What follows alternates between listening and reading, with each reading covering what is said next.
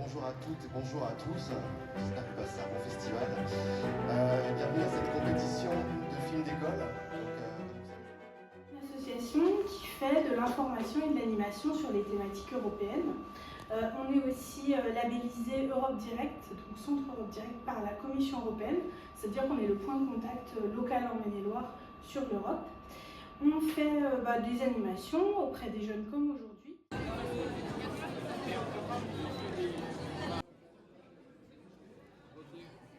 Donc toi, tu es concerné par le premier atelier.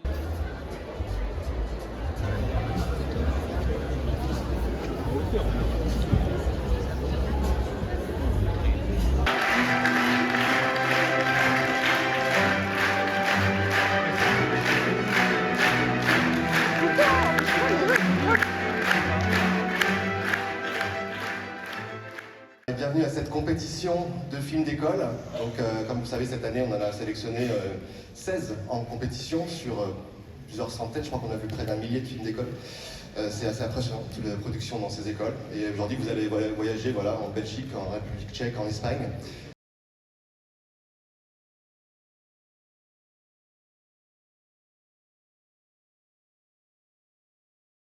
What I remember from it was the best night ever because people were buying me drinks. I was like the center of attention. It was great.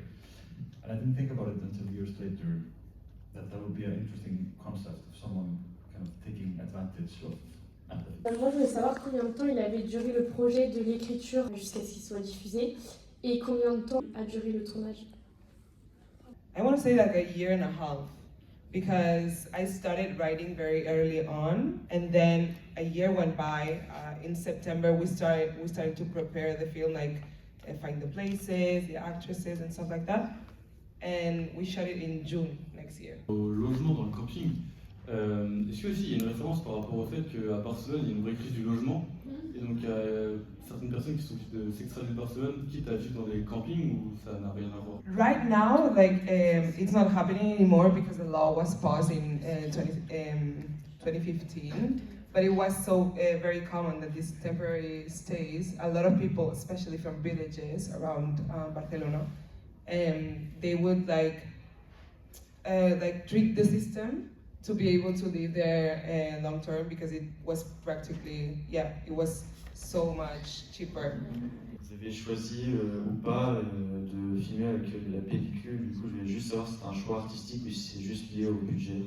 All the cinematographers and everything probably say why would you even choose to shoot on film when you have digital, but I feel like film has this very cool quality of compressing time, and when you watch a film shot on film you don't really know when it is, and then I like that whatever you are watching, it could be right now but it could also be a memory. La fin m'a laissé avec beaucoup de questions et je voulais savoir quelle était votre intention. I could ask, what did you, take from it? For me, it has a very clear meaning. I was a little bit afraid of even doing an ending like this because I think it's a bit of like punch in your face with the idea, but I liked it because it's a slow film. It's very like subtle, and then to have this really abrupt and strong end. Finalement, la danse est assez exutoire pour lui. Et c'est son corps qui se met en mouvement et d'un coup, moi je trouve qu'il paraît tout de suite plus léger et libre, quoi. Donc oui, c'est ça, je pense que il y a des danses qui servent de thérapie, il y en a d'autres qui servent à taper fort quelque part. Il y a 150, à peu près 150-160 fonctionnaires du greffe qui tiennent les audiences avec nous, qui mettent en forme les décisions, qui préparent les audiences, qui enregistrent les dossiers quand ils arrivent, etc. Là c'est la fonction publique, donc on est élu président ou comment ça se passe? On n'est pas fonctionnaire, on ne sait pas la fonction publique, un magistrat. Okay. On appartient, mais c'est pas loin, c'est pas faux, c'est pas faux du tout. C'est des petites subtilités de juriste. On est payé par l'État comme un fonctionnaire, effectivement. Simplement, les magistrats, dans la tradition démocratique, appartiennent au pouvoir judiciaire. On entend beaucoup dans les médias aujourd'hui que la justice est trop laxiste. Et est-ce que, d'un côté, on voit du coup qu'il y a des gens qui doutent de la justice, et est-ce que ça ne montre pas une fragilité aujourd'hui Est-ce que les gens croient encore vraiment en la justice, pas que française, hein, même internationale? Très bonne question au pluriel. Alors, on va essayer de répondre à tout ça et ça peut être long, on va essayer. Déjà, c'est un très vieux débat sur la justice laxiste, justice pas laxiste. On entend tout et son contraire, ça dépend. Dans l'affaire Le Pen et Sarkozy, la justice, on était pourri et beaucoup trop sévère. Dans d'autres affaires, on est laxiste et pas assez. C'est un vieux débat, ça a toujours existé. La justice n'a pas empêché Trump de faire des illégalités comme ça. Alors, déjà, là, je suis plus prudent parce que c'est la justice américaine et je maîtrise évidemment bien. Alors, attention au maniement des concepts, notamment le concept fasciste. Je suis d'accord avec vous sur l'analyse de fond, effectivement. Mais il y a des questions qui se posent. Savoir est-ce qu'on est déjà dans un gouvernement fasciste ou pas? Il y a des analyses là-dessus.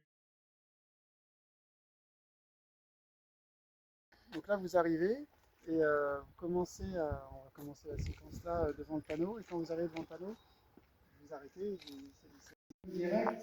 C'est comme ça que je dis, en même temps, comme on est dans un monde où les gens n'ont pas de téléphone.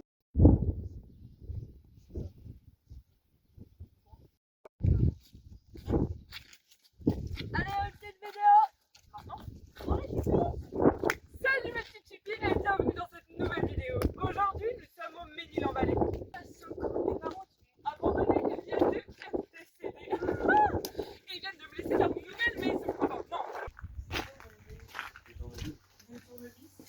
Oui, ça c'est pas ton vraiment en famille, ça c'est celui de tes parents.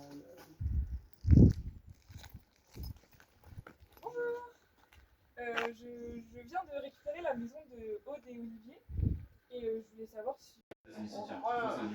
À un moment j'étais à deux doigts de pleurer au moment de la course-poursuite et là je commence à pleurer, je suis qu'est-ce qui se passe, c'est pas le moment de pleurer. Soit on voit beaucoup Shaman, mais toi on voit pas. Vas-y, mets les deux versions. Parce que c'est un peu long. On peut faire le petit cut, mais voilà, ça c'est première possibilité. Deuxième.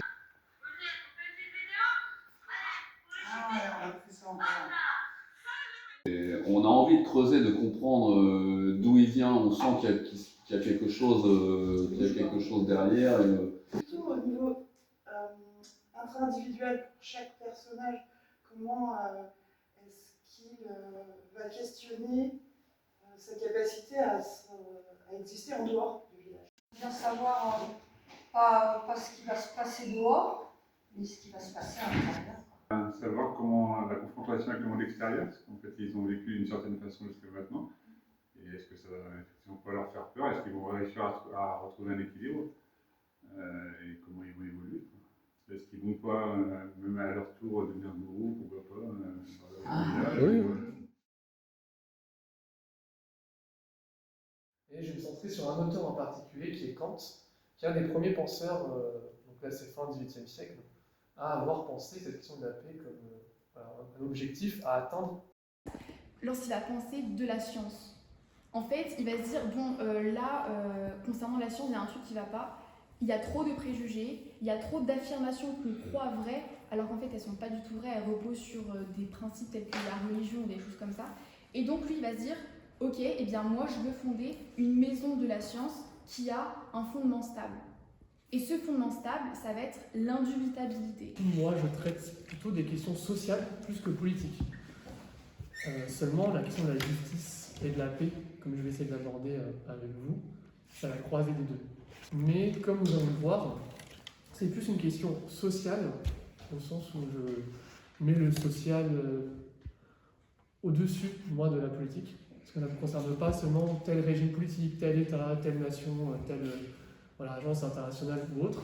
Ça concerne plutôt la vie des peuples et des sociétés au sens très large, humaine. Et si la paix n'est pas pensée comme cela, on ne parlera plus directement de paix. Alors ma résidence c'était du 6 au 8 février avec Stéphane Caz.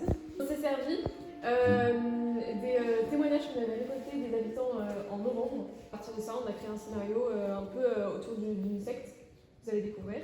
En novembre, c'était un documentaire, et là, c'est tout de suite. Une bonne chance pour toi cette maison, non?